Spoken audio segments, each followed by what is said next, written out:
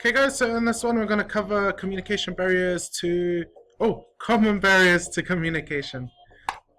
Alright, so this is probably a really classic example of where you can face a barrier in communication, and this one we're actually going to talk about in a few slides. So let's have a look at what are common things that create an issue between communicating with your culture and another culture. The first one is jargon. So jargon is just another word for words that aren't used commonly. So that can come from technical words, it can come from slang, and it can come from local humor. So if you have a look to this area where it says bandwidth, all those words, they're not common words. And for even people who speak English, they might not even be simple words to understand.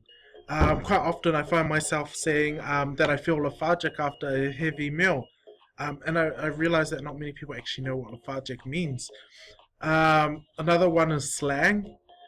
Just imagine talking to someone that's trying to throw all these words that you don't understand, and you'll probably find that the older you get, the harder it is to understand. Now, if we struggle with this just with our culture, can you only imagine that using these words would be like with another culture?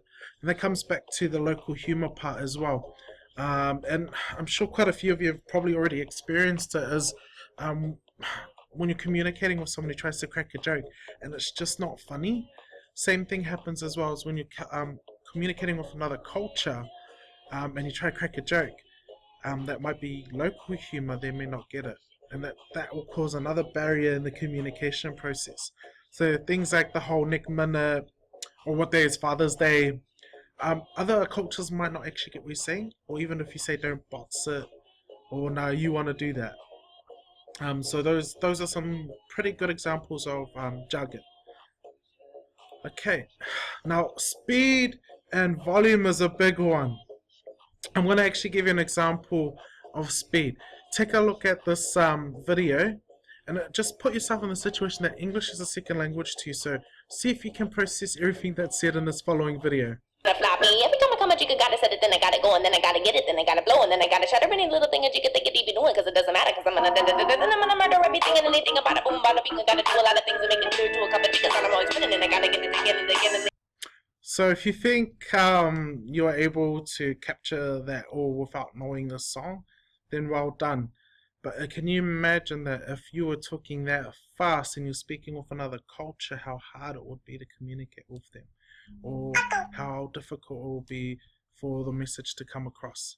Another one is speaking too quietly or mumbling, which is kind of representative to this little animation here with this character from Pitch Perfect. So that's another example of another barrier.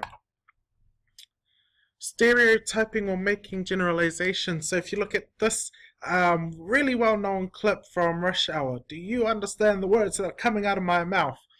That's a real big commentary in terms of a barrier that might be in place between yourself or even another culture towards your culture.